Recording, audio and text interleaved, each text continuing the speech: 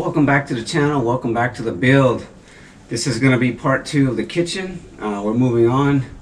I got the back top wall installed. I'm waiting on some more weathered quartz stone.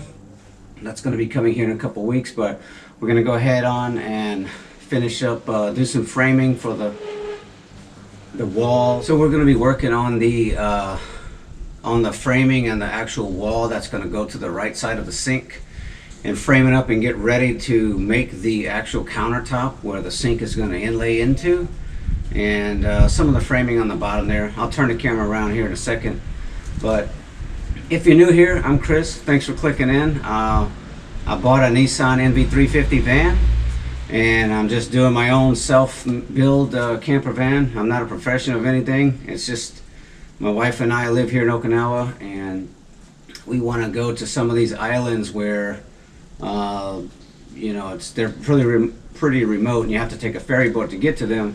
A lot of them, there's no places to stay in a hotel or Airbnb or anything like that. So we came up with the idea that we'll just go ahead and build our own van, and then we can go and hang out. The idea that we just we'll build our own van, and then we'll go ahead and be able to take a ferry boat across the ocean and get to some of these remote islands, and actually be able to stay and cook and take a shower and just have some basic amenities.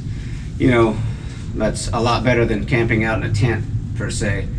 But anyway, it's a Nissan NV350. It's the super long DX high roof. It's the largest vehicle that I could buy, and that actually fits the restrictions of the ferry boats. So that's why we went with this vehicle in particular. But anyway, I'm going to go ahead and turn the camera around right now. I'll show you guys a little bit of my progress, and anything you see me using, for the most part, I'll link in the description below. Everything's off of Amazon, so you guys can easily purchase this yourself if you need to. Okay, so looking at, I just got this back board right here. This is going to be supports for my weathered quartz stone that's on the way. And gotta do a little bit of more trimming work around here and on the back there, but that's okay, that'll be later. And this is nice and tight. It's not gonna rattle or vibrate when I'm driving. So now we're gonna go ahead and run the framing out to here.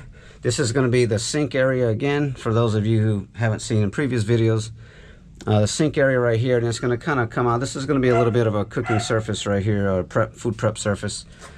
And anyway, we'll go ahead and run the framing out across here, make it nice and level for how the countertop is going to be.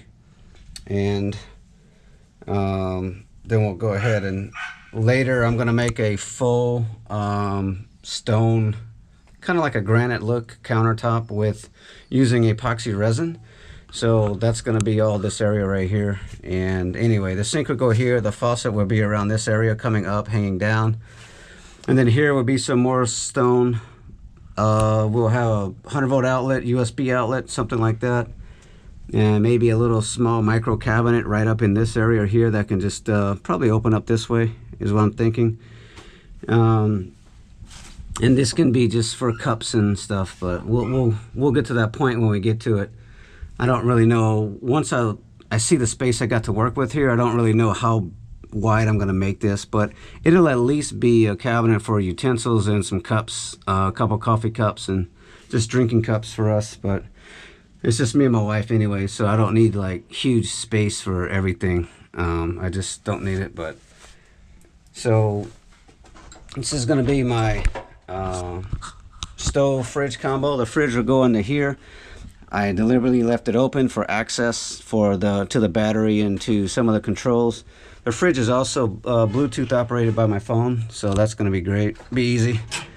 So this is just going to open up like that, and we'll be able to, I can flip out the sides just for protection from food and things spattering up on the walls. So it fits just right. And then on the back here will be a propane cylinder that will power the stove or give it the gas supply. And there's just enough space. I wanted space for heat dissipation all the way around, so things don't just start getting hot And you know, for those of you worried about carbon monoxide poisoning, of course we're going to be cooking in here with all the doors wide open, so it's adequate ventilation. This thing doesn't put out enough BTUs to really like be that dangerous, I don't think. I've already put a propane can on it, and it's not too bad. It's not like a massive flame that comes up this high or anything like that. It's just enough to sit in here and cook and just enjoy some nice scenery outside. So right here underneath the sink will be my gray water tank, will be in this area. Here's my propane tank. This is a mini. I bought this in Japan. I think it was, what was it, 2 kilogram? It's like, oh, it's like not even a 5 pound. It's like a, oh, there it is, I'm sorry. Way off. 0.7 kg, so yeah, it's like a 2.2 or 3 pound bottle. It's like just a micro sized bottle. I'm gonna start running some electrical through here. So this wall is gonna have on the back side here, this is going to be my electrical sort of information wall. It'll have like my battery sensors and solar panel control stuff and different things going on that will just give me information about all of the vehicle and all of my systems that's going to be installed. So I went ahead and just made this a little thicker, that way my outlets can fit and I have enough room for wires. So we'll go ahead and frame this up now. We'll put some supports in here, maybe one here and one here, and then we'll go ahead and level this off here, frame this out, and then I think we're going to be getting ready to get the sink board cut out.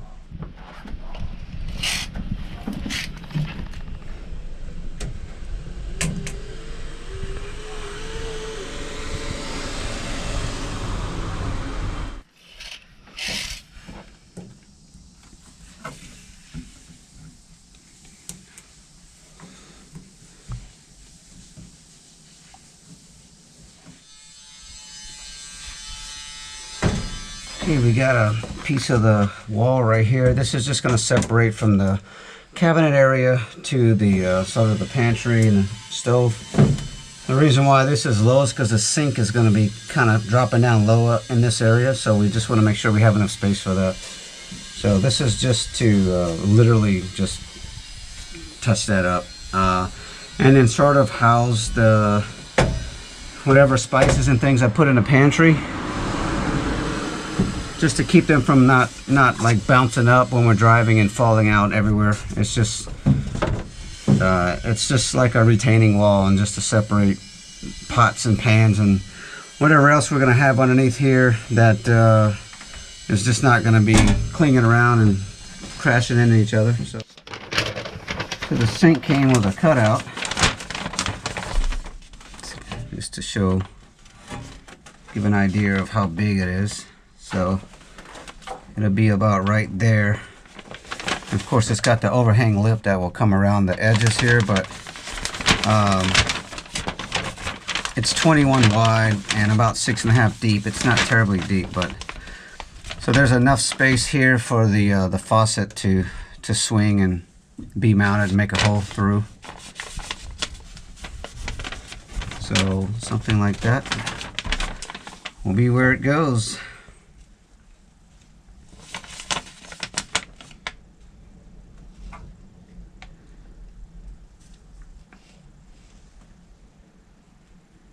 I like it. So now we're going to go ahead and mount this.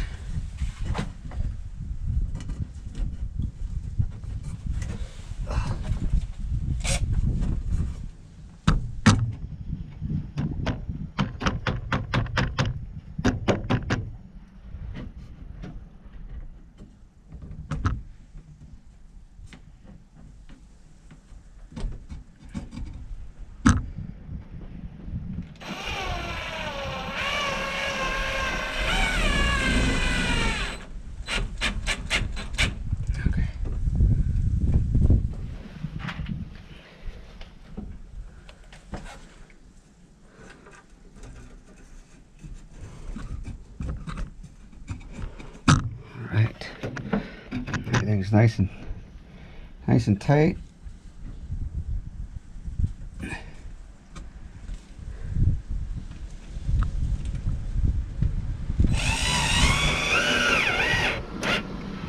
With it, I don't need so much support because of the way the, load spreading will act, as the weight will be spread out all the way out, and then the sink itself will be resting on the actual flat countertop. So I don't need a whole bunch of support.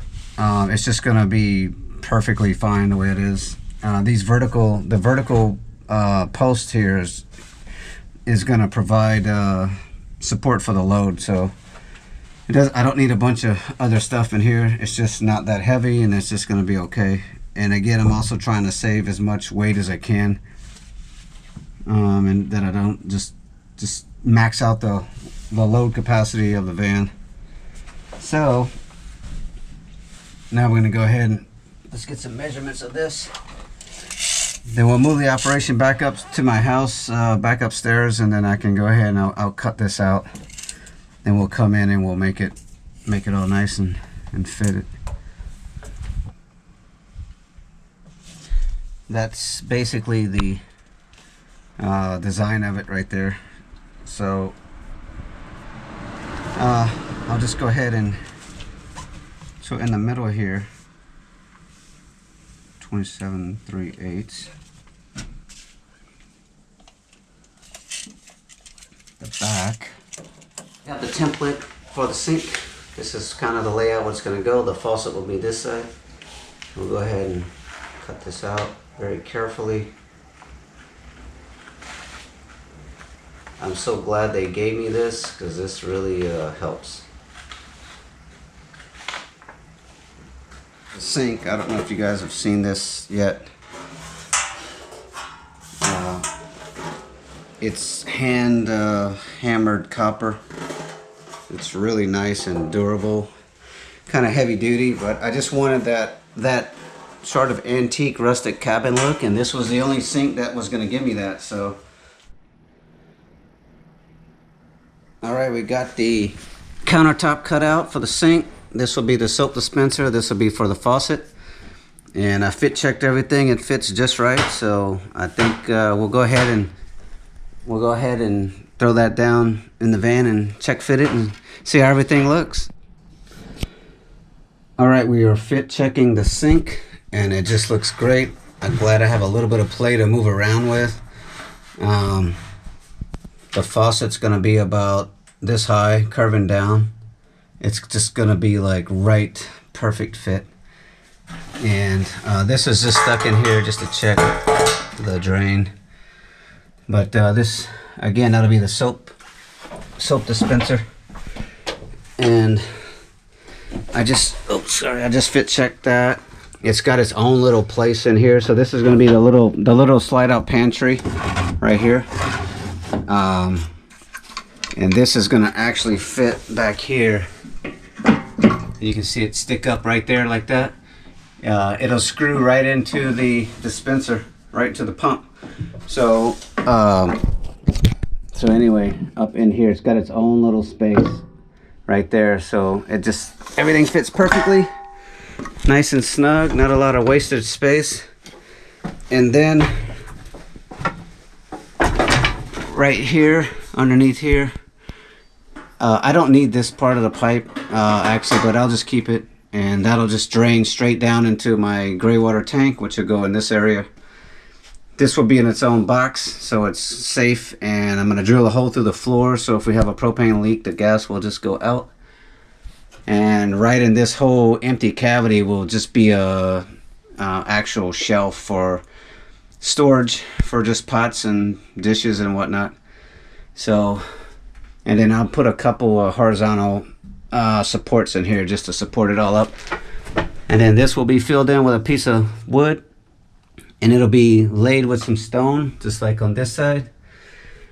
And all in the back will be stone, which I ordered some more. It's on the way. And everything's just going to sort of blend right into it.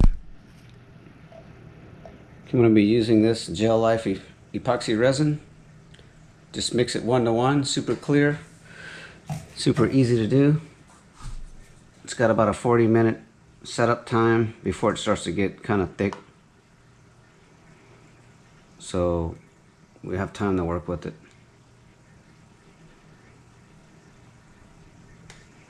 Just 1:1.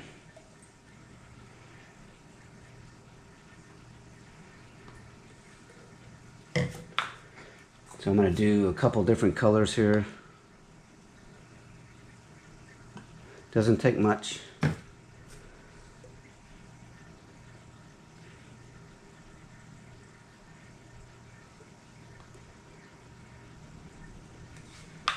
The trick is just trying to blend it fairly evenly.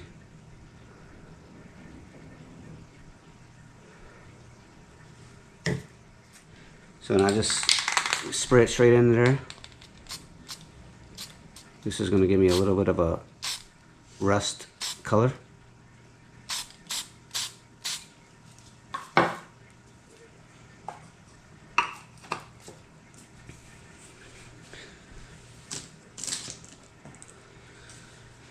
we'll go ahead and mix that up real quick.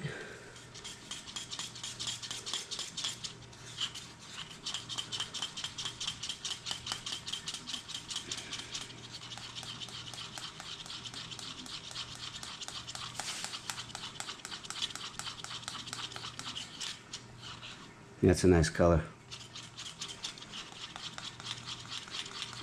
So yeah, I want to go for some earth tones.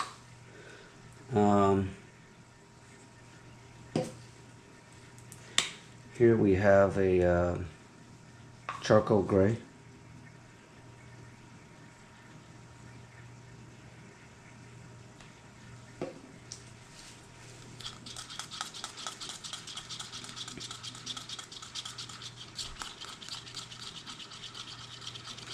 And you'll see whenever we start to pour this, it's just going to just all sort of blend together. It's going to be pretty cool. That's a nice color. So that way it's not too clear where it looks like the wood is white under it with a clear coat. I want it to look like it's actually a piece of stone. So, okay. So now basically we just gonna pour this on here.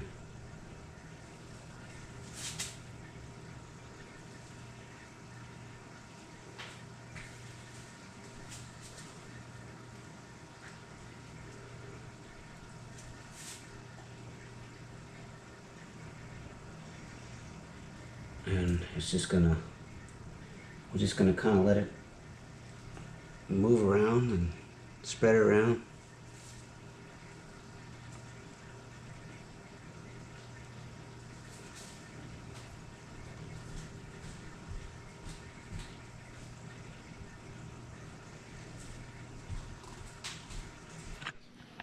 All right, here's just a different angle. Again, just like glass. So all this edge right here will be against the wall. Nobody's gonna see that, so I'm not gonna waste epoxy on that, but. So yeah, as you can see, as it heats up and settles, there's a couple bubbles right there. I can see there's a little dusty that fell on it. We'll go ahead and hit that with the torch. That's just common. Like I said, don't worry about that. They're just gonna fall. They're just in everyone's house and you can't get rid of them. But anyway, the torch, as bubbles come up like that, we'll just torch them off and they'll just pop. But every 15 minutes, it's gonna continue to meld and move and blend, and the colors will just continue to mix. So we wanna just let it do its thing. You got time, and it'll just continue to look more and more and more natural as time goes by. So, which is pretty awesome. I mean, you can really see like the layers of color in there. It's like it just looks so real. But yeah, so after this settles up a couple hours, or after it's dry rather, we'll come back and sand it, lightly sand it, and then we'll come back with a nice thick clear coat of epoxy that's just clear. And that'll give it some depth and some protection just from surface scratches and things like that. And again, the epoxy you want to use, make sure it is food grade epoxy. I mean, this is going to be my little kitchen area around my sink, and you know, we'll be putting cups here and things, and so you don't want to have a epoxy that's not food grade. Just make sure that it's not an industrial type of epoxy where it's, you know, you could have chemicals leaching into your dishes or cups or something like that, if you know, or your forks or spoons, just by laying it on top of the epoxy or the countertop. Just make sure it's food grade epoxy. Okay, we got this is going to be like a little fold out table that will go under the sink in front. But anyway, kind of looks the same, matches the other countertop. So just remember, when you do a project, you want to do everything together. I want to show you guys all these those air bubbles coming to the surface. That's normal. You just want to make sure you come back and hit that with some fire or the heat gun every so often until it settles. And if you don't do that, it will actually dry and you'll have these ugly bubbles protruding up on the top, and it'll be rock hard. And you know, you can sand them down still and pour another thick coat of epoxy on top, but you just want to make sure you keep tending to it. It's a project you know, once you start, you're committed for a couple hours of sitting here and keep hitting it with fire as it settles. But so that process is basically two things. From mixing the epoxy, you just introduce air into it when you have to mix the two parts together. And then there's a chemical reaction happening right now with the epoxy settling, hardening, as well as all of the different paints that are blending together. So you know, you don't want it to dry like that, so you just pay attention to it, come back. I like to about every 15 minutes, just I'll hit it with some fire, and that'll immediately get rid of all of that. So this is what I'm talking about with the drips. It'll just drip like that. So you want to make sure, you guys make sure you come in about every 15 minutes and just rub a plastic spoon or something under that and just keep it, that one just dripped. Yeah, it'll just continue to do that as it settles, and that's normal, but you don't want it to dry like that with these big old drips, because I mean, this stuff, like I said, it'll be rock hard, and it's just hard to cut them off actually. All right, here we go. About 2-hour update. Everything is looking nice. It's starting to just really firm up. Those colors are just looking nice. It's getting like layered and depth to it. So it'll kind of, it's getting hard to the point where it's not going to really move around anymore, the colors. And this should be it. It should dry and look just like this. Nice and shiny and harden up. So tomorrow's going to be awesome. We'll go ahead and hit it with a light abrasion with some sandpaper, and go ahead and pour on the final coat, nice and thick, just pure clear, and that's going to make it give it like a nice protective coating over all the colors and stuff. So, and that's it, it's going to be ready. Yeah. Alright, here's a 24-hour update. The epoxy has completely dried hard, and I just hit it with a very mild sandpaper. I think it was a 300 grit. Some people go down to 240, other YouTubers even that do this kind of stuff, but I had a really nice smooth finish to begin with, and I just didn't want to really gouge it too deep. I didn't feel the need to go too deep with a coarse sandpaper, but anyway, I'm going to go ahead now, even though that was just a perfect, beautiful finish. Now we're going to thicken it up just to really give it some protection, because again, this is going to be, you know, dishwashing area. This is going to be a food prep area. So I want to make sure that we, you know, that we have everything that we need nice and thick and encased, and it's going to be well protected. So there was a couple bubbles here. You can see I sanded them out. So the second coat is going to just, I'm going to pour it really thick, and it's going to overfill all these little imperfections. And that's basically what we want. So I got a full cup here mixed, and we're just going to go ahead on. This is ready to pour. I mixed it already. So we'll just go ahead and pour it on. There's no method to this. You just want to pour it evenly. Is just basically all you got to do. So, and we just want it to run off the sides and just sort of everywhere. But this is going to be a nice thick coat of epoxy. And this is just straight clear, no color. And we're just going to cover up all these imperfections and everything here. And yeah, that's going to be nice. It'll just set up really nice on that.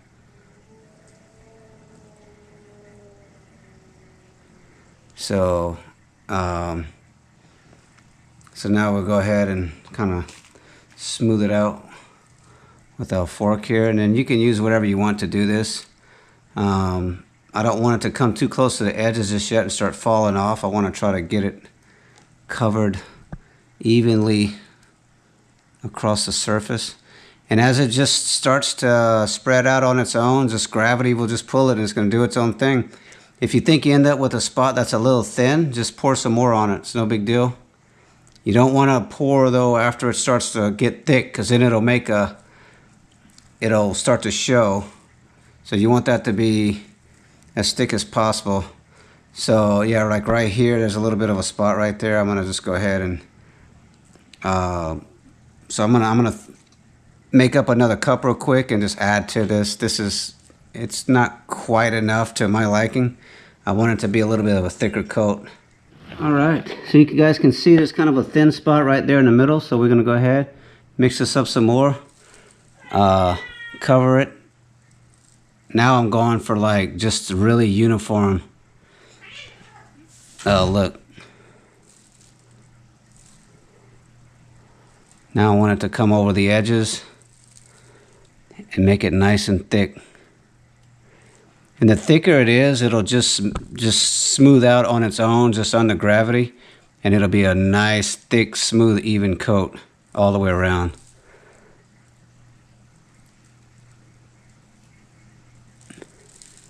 And I know, and by the way, this stuff's kind of expensive. You know, this is like $60 worth of epoxy right here. So, you know, it's sad. It's just dripping off the edges, and I'm sort of, that's just going to go to waste. There's nothing I can do about that. But to get the look that I want, that's just necessary. There's nothing I can do there. So that is like super thick poured. And we're just going to leave that alone and move on to the other one. Just make sure we got everything we needed all the way around it. I wanted it to come off the sides. That's exactly what we wanted. It's looking good. You know, so nice, smooth, sort of runoff on the sides. It just looks like it. The whole thing was like dipped in just melted glass. I want to do them together. The epoxy is the same temperature. The wood is the same temperature. There's no changes right now in the temperature of the house. So I don't want to wait till later, because you know it starts to cool down at night. And the temperature of your wood and epoxy, you want that to kind of be the same so they're acclimated together. And everything will blend and stick better. You don't want like really cold wood and then your epoxy is like hot or room temperature or been in a hot car. You don't want things to be too different. You just want it to really blend together, nice and soft and smooth. Same temperature, and your end product will become a much better product. The end result will just be like super nice. Okay, so here we go. Start pouring it on this one. I'm probably going to definitely have to do a couple cups, because this is a much bigger area.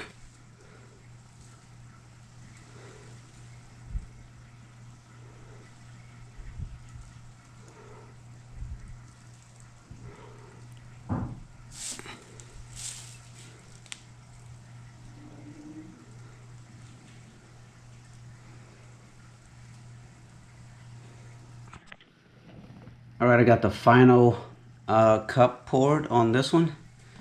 It's just super thick Just dripping everywhere. It's nice. It's exactly what I want. Just let it go.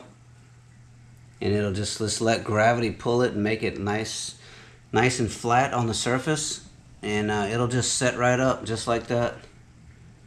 So again, you don't want to make any dust movements in your house. Try to not be wearing a sweater or flannel or shirt or something like that. You know, don't have a window open with wind blowing and things. You just want to be very, just kind of sit there. Don't make the air move too much and make a lot of dust or anything. You just want to just tend to it very gently. All the drips right here, use a spoon or whatever you want to use, anything, plastic fork. You can just come on the bottom like this and just go ahead and wipe it like that and just get rid of them. And every so often, do this, because these things, if it dries like that, they're just really hard to cut off. So, you know, just come in every so often. But this is a 40 minute cure time or setup time on the epoxy, so you know, I don't need to be doing this right now. It's just going to keep dripping for a while. But once it starts to get thick and harden a little bit, I'll go ahead and start wiping it around the edges. But I'm not really concerned with too much on the inside. That's where the sink's going to be anyway. It doesn't really matter. But this one right here, you can just see, I'm going to hit that with a little bit of heat, but it is just looking like super, super thick and nice and just perfect. Nice thick pour on it. It just lays flat, and all the little imperfections I had from the first time I did it, it's all been filled in, and now it looks like it's got some depth to it, like it's, you know, 1/8 of an inch thick, 1/4 inch thick of glass laying on top of stone is what it looks like. And that's exactly the effect I'm trying to achieve. So there it is.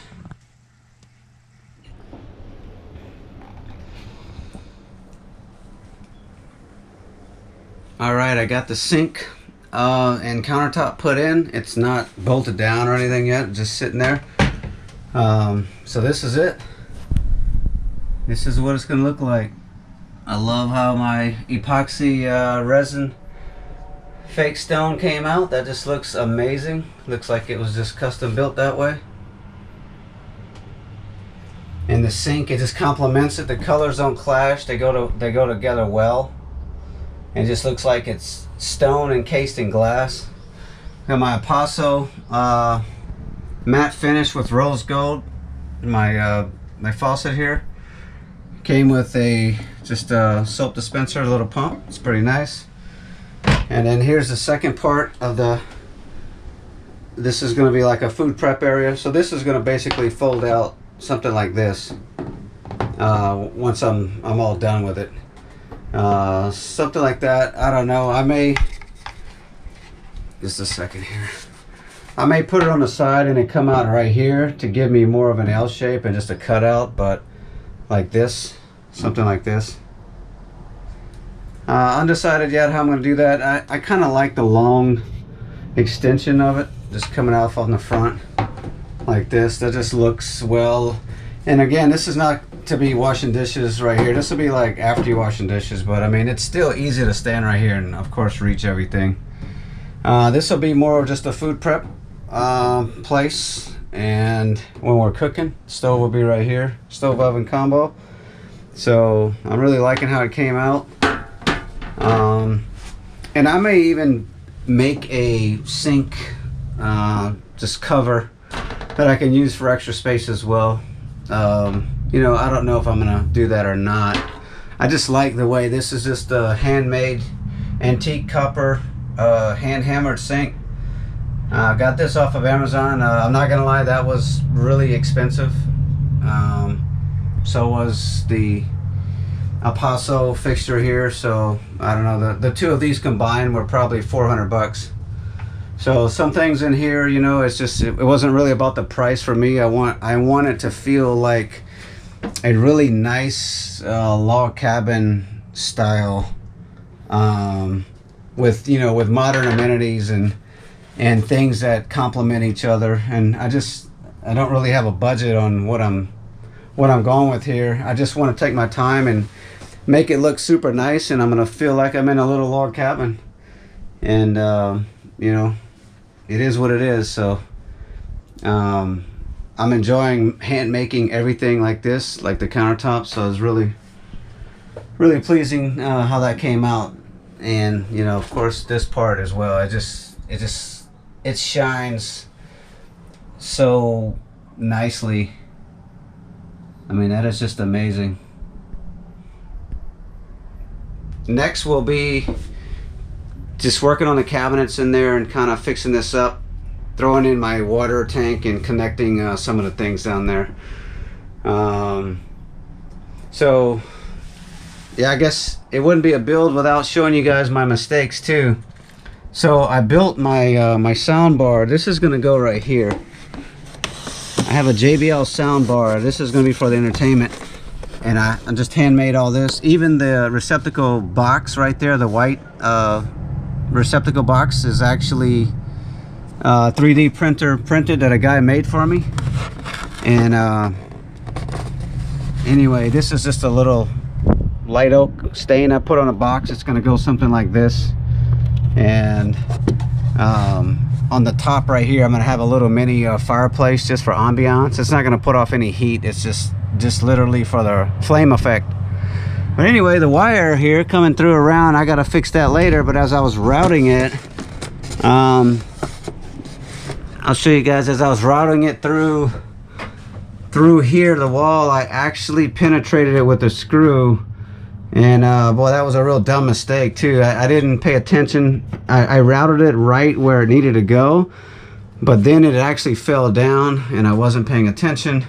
And when I went to put the screw in, it just bit it. The screw felt like kind of spongy and soft, and I knew something was really wrong because there's nothing soft you know, at all in here. It's just wood and metal behind it. And so anyway, when I pulled it out, I'm glad that I just didn't keep going all the way with the drill, because it would have for sure just went straight through it. But anyway, yeah, you can see it literally like cut. I mean, the wire is actually exposed, the actual metal. So yeah, that would have been a live. This is going to be a 100-volt system, part of the 100-volt system there too. So that would have been actually like live 100 volts touching the metal part of the vehicle, and that would have been electric, you know, energizing, or basically the entire vehicle, or you know, I could have even electrocuted myself if I would have put power on it. So you know, I'm just so glad that the way this screw didn't want to go in right, it was feeling kind of soft and spongy, and I was like, man, that's gotta be the wire. And when I pulled it out, I was like, oh boy. Well, I'm glad I found it and I thought about that, and you know, all is good. I'm just gonna cut this and resplice it all together and make it as best as I can. The speaker there, it only pulls about, I think, 45 watts. It's not a big deal. It's not a high amp wattage voltage type of system. So it's just a small little 22-inch soundbar, and there's no subwoofer, nothing with it. So it's not gonna pull so much power where you know, like in a high amp device or nothing like that, where I would actually splice this. I would put this into a junction box or a fuse or something. I would make it safe, but safer than what I'm going to do with it. I'm just going to splice it and rejoin it together with special soldering connectors, and then come back with some heat shrink, and it'll be fine. So but anyway, yeah, quick change of plans. This is absolutely too noisy. I just tried to make an attempt with my jigsaw, and there's just no way. Not here where I live. It's early Saturday morning in this, you know, quiet residential neighborhood, and this is extremely too noisy. So I'm just gonna have to do this. I'll drive the van to my office next week, where it's an industrial area, and then I can go ahead and cut that, no problem. But so this will be my one of the shelves in the kitchen here, or probably the main shelf rather. And just cut some wood here. This is going to be where pots will basically go. We're not going to have like massively large and heavy pots, so this doesn't need to be very strong, and it just needs to serve its purpose to hold a few pots. All right, got the little sink. This is like my food prep table. Got it on and mounted. It just looks nice. Basically, this is just going to pop up like this. And then, you know, of course, I'm going to have to open that before I open up this cabinet. I'm going to just put a magnet here. This will give me access to the pots and pans and things, but we're not going to be able to have like the massive size pans, you know, fry pans and things. It's just going to have to be small to medium size, just for meals for 2 people. So it's not a huge door. I just decided to make it right down the middle, right here. That was easiest. I'm gonna go ahead and just magnet this. It'll just close nice and tight. Really digging the bears. So that was a little bit of a challenge. Sometimes the holes aren't exactly right in the center of the back piece, so it's kind of hard when you measure it and make the hole, and it's a little bit different on each one to make them fit in, but I got it in. So anyway, yeah, that came out. I like the little door there. It's perfect. It opens all the way. So, but yeah, it's a two-part process. I'm gonna have to lift this up to open that, but it's no big deal. And these things are just these quick latches. Pop them like that, and then the whole thing just drops down. But anyway, yeah. So now I'll probably do an LED. My LED on-off switch for the water pump will go here. The 3 lights will be overhead of the kitchen, and then right around this area will be probably just a USB charger, just in case if we just wanted to plug in a little speaker or plug your phone in and charge it while you're sitting here. You know, and I'm probably going to build some type of little shelf. I just don't like the white, even though all this will be weathered quartz.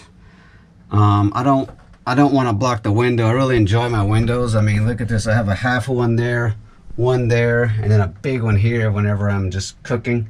So it's going to be nice to be able to have some light come in and see outside a little bit. But I may do something here with, I don't know, a spice rack or something coming across this one. But in a place, you know, you could drop a cell phone in if you were charging it off the USB.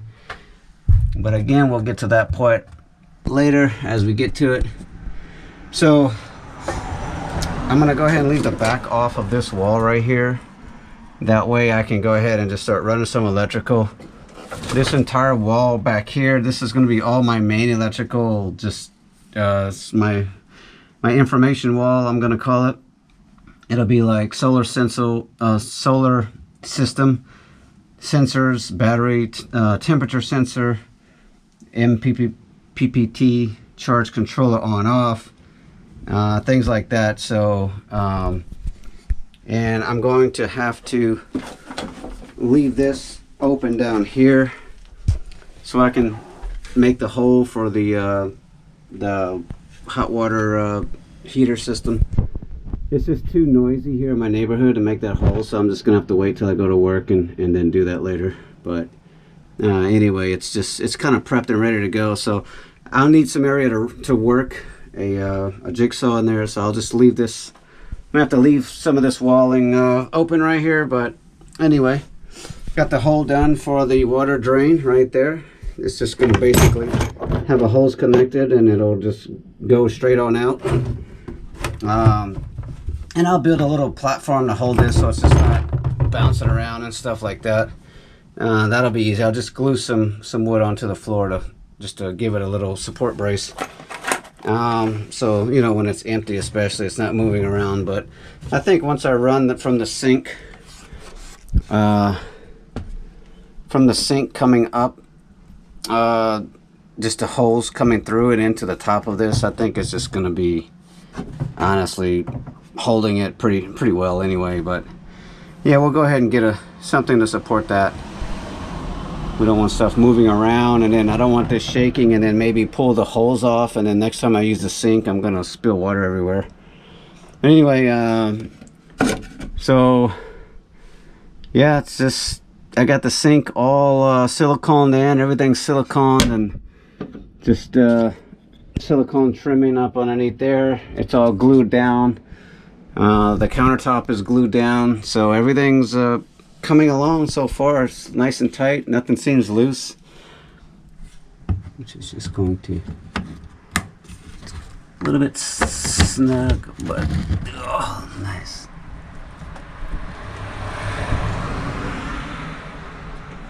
The lighting is just terrible to try to film, and it's dark right here on this side, but yep, that's exactly what I want right there.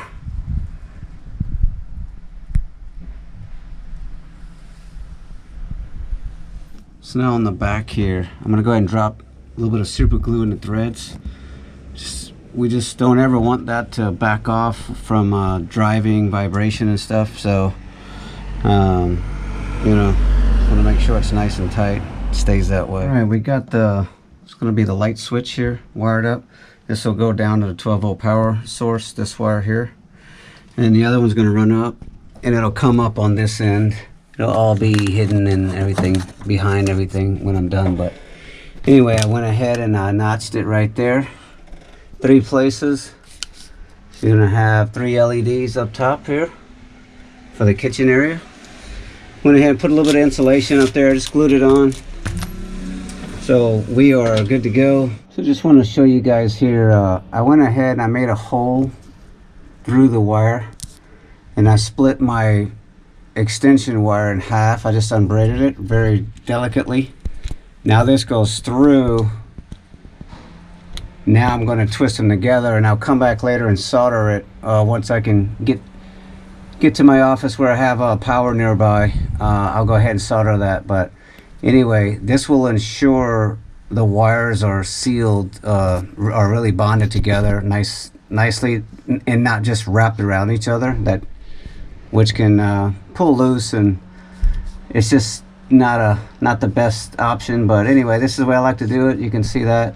All right, we got lights. I just checked the other connections here. I got my runners come down for the 3. Once I put my tongue and groove board up, that's ready to go. I like this. You just touch it and then just on off. Well, yeah, it's perfect.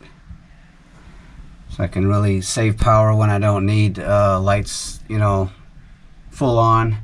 That's why I wanted to go with this and not just a standard switch. I'm gonna have 12 of these lights in here, so you know, power's always something I'll be thinking about. But I want to have power when I need it, and then when I don't need it, I can just conserve it and just turn it down and still have some adequate lighting. So yeah, nice. To show you guys, I got this little, it's just a phone charger, but it came with these jumper cables here, and it's for a car battery or maybe a motorcycle battery, but I'll show this in another video. But anyway, it's actual 12-volt power. So I use this to just check my wires. Of course I have a multimeter and all that, but you know, most people, they may not have that. So this is just giving me my standard 12-volt power. Got my wire ran, and then I can check everything, and that way I'm not waiting until I get my large 12-volt lithium battery in here. I can just get everything prepped with this, troubleshoot any problems, and you know, it's good to go. So this is very simple and inexpensive, and a nice way to actually put real power on it, and I can actually function check everything before I add the main power later. So I appreciate everybody, and we'll go ahead and resume. As soon as I get some more time, we will resume. I think that'll be part 3 will be the next vid on here. So that'll be sealing.